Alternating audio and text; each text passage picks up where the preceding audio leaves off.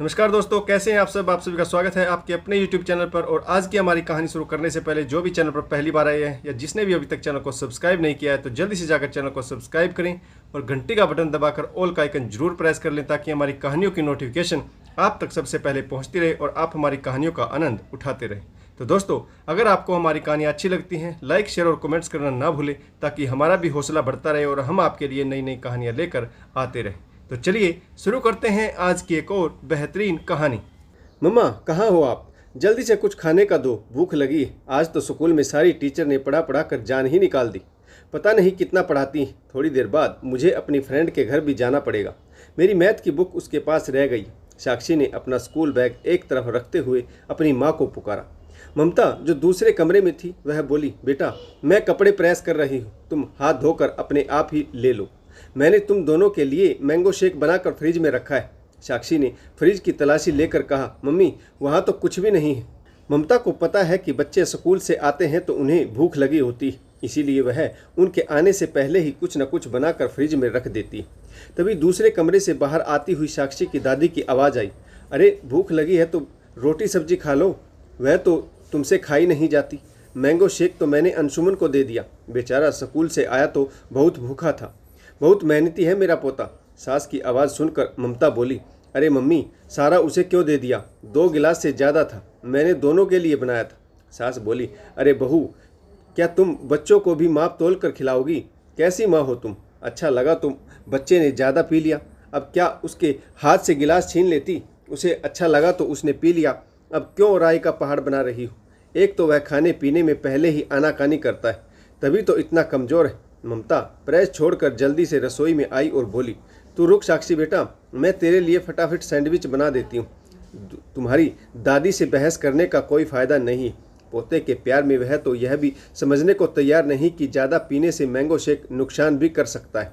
ममता ने रसोई में आकर देखा तो साक्षी रोटी का रोल बनाकर खा रही थी। वह बोली, कोई बात नहीं मम्मी, मुझे देर हो रही और फिर मेरी सहेली ट्यूशन चली जाएगी, मैं पहले अपनी बुक ले आती हूँ, मुझे मैथ का होमवर्क करना है। साक्षी को इस तरह से सूखी रोटी खाते देख ममता को बहुत बुरा लगा, पर चुप रह गई।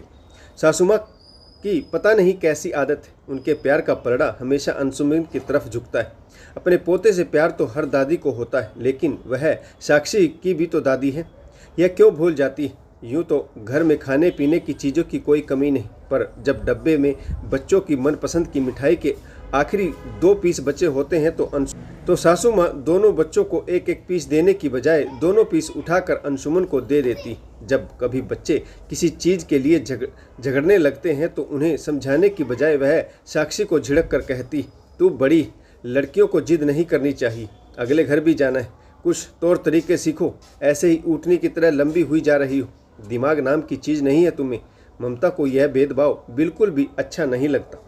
साक्षी मुंह बनाकर खड़ी रहती। अंशुमन हर चीज़ के लिए हट करता और माँ के लिए तो उसके दोनों बच्चे बराबर हैं, लेकिन बेटी को इस तरह से झिड़क कर हर बात में एहसास कराना कि वह लड़की है और उसे ससुराल जाकर हर चीज़ के लिए समझौता करना होगा, यह एहसास दिलाना बहुत गलत है।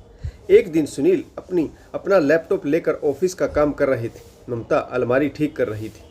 दोनों बच्चे बाहर आंगन में खेल रहे थे। बीच बीच में उनकी आवाज़ें कानों में पड़ रही थी। इतने में बच्चों के साथ माँ जी के ज़ोर ज़ोर से बोलने की आवाज़ आई।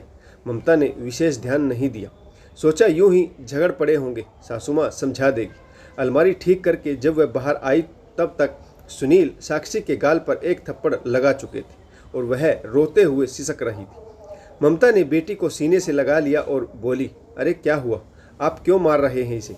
उनके बोलने से पहले ही सासू माँ बोली, देखो तो जरा लड़के का क्या हाल किया है इसने, खून निकल आया है इसके पैर से। माँ जी ने अंशुमन का घुटना दिखाते हुए कहा, जो थोड़ा सा छिल गया था। साक्षी बोली, मम्मी ये मैंने नहीं किया, मैं तो अंशुमन को बहुत देर से कह रही थी कि वह बाहर जाकर खेले, मान ही नहीं रहा था, बार बार मेरी ड्राइंग के ऊपर बॉल फेंक रहा था। मेरी ड्राइंग खराब ना हो जाए इसीलिए मैंने बाल उठाकर बाहर फेंकनी चाहिए। तभी उसे जरा सा धक्का लग गया और वह गिर गया और उसके पैर में चोट लग गई। दादी ने पापा से मेरी शिकायत की, पापा ने मुझे मारा, वह जोर जोर से सिसकने लगी। सुनील जी वैसे तो कभी बच्चों पर हाथ नहीं उठाते, साक्षी उनकी लाडली बेटी, लेकिन गुस्से में उन्होंने माँ जी के भड़काने पर साक्षी पर हाथ उठा दिया। ममता ने विरोध किया। आप पहले दोनों की पूरी बात तो सुन लेते, सीधा बच्चे के गाल पर थप्पड़ जड़ दिया। बेटी है तो क्या हुआ, बोझ तो नहीं। आप सब क्या कर रहे हैं, इसका नतीजा जानते भी हो। बचपन से ही भाई बहन के बीच अलगाव के बीज बो रहे हो आप, और बच्ची के मन में हीन भावना पैदा कर रहे हो। ऐसे तो वह मानसिक रूप से बहुत कमज़ोर बन जाएगी, समाज का सामना कैसे करे। भाई बहन आपस में ऐसे ही लड़ते झगड़ते रहते हैं, लेकिन इस तरह से अंशुमन की सह लेकर आप उसे बिगाड़ रहे हैं। बच्चों को गलती की सज़ा जरूर मिलनी चाहिए, लेकिन पहले गलती पता कर लेनी चाहिए। सुनील जी अपने कमरे में चले गए तो सासू माँ बोली, तुम्हें बच्चों की चोट नहीं दिखाई देती? ऐसी भी क्या ड्राइंग खराब हो रही थी, दोबारा बना लेती। उसका घर है, जहाँ मर्जी खेल सकता है। मैं साक्षी की कोई दुश्मन तो नहीं, मैं तो बस समझा रही थी कि लड़की जात है, पराए घर जाना है, थोड़ा झुक कर चले। पता नहीं कैसी ससुराल मिलेगी और कैसे लोग होंगे। बेटियां माँ बाप के घर से संस्कार सीखती। तुम बेटी की सह लेकर उसे सिर पर चढ़ा रही हो बहू, बाद में भुगतना तो मेरे बेटे को पड़ेगा। ममता बोली, माँ जी लड़की है तो क्या कुएं में धकेल दें, कल की कल देखी जाएगी। जब तक अपने माँ बाप के घर पर है तब तक तो चैन से रहने दें। साक्षी हिचकियाँ लेकर रो रही थी। ममता उसे कमरे में लेकर चली आई। वह बार बार एक ही बात कह रही थी, पापा ने मुझे बिना गलती के मारा। सुनील को भी तब तक अपनी गलती का एहसास हो चुका था। उसने ममता को कमरे से बाहर जाने का इशारा किया और फिर अपनी बेटी के आंसू पोंछे। ममता ने अंशुमन की चोट पर बैंडेड लगाई और फिर सुनील दोनों बच्चों को बाजार की तरफ आइसक्रीम खिलाने के लिए ले गए।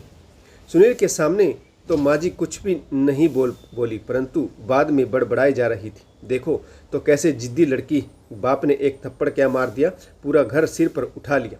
एक मेरी बिटिया थी, मजाल जो बाप के सामने जुबान खुल जाए। यहाँ तो उल्टी गंगा बह रही।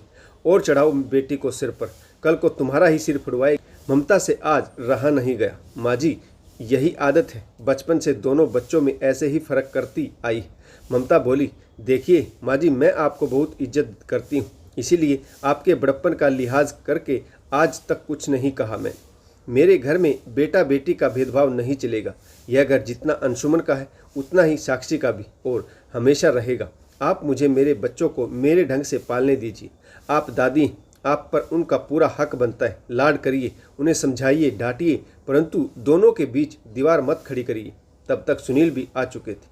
उसने दोनों की बातें सुन ली थी। वह बोले, ममता ठीक कह रही है माँ, इस घर में आपके बेटे और पोते के अलावा आपकी बहू और पोती भी, उन्हें भी बराबर का सम्मान दीजिए। कहीं ऐसा ना हो कि आपका ऐसा व्यवहार बचपन से ही साक्षी के मन में आपके प्रति कड़वाहट भर दे।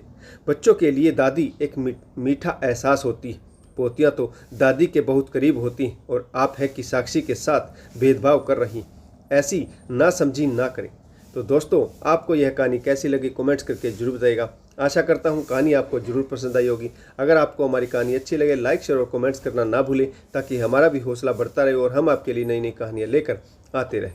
तो इस कहानी में आपको किस पात्र की भूमिका अच्छी लगी और इस कहानी से आपको क्या सीख मिली, यह भी कमेंट्स करके जरूर बताइएगा। तो कहानी पढ़ने के लिए आप सभी का बहुत बहुत धन्यवाद। जय हिंद, वंदे मातरम, भारत माता की जय। जय जवान और जय किसान।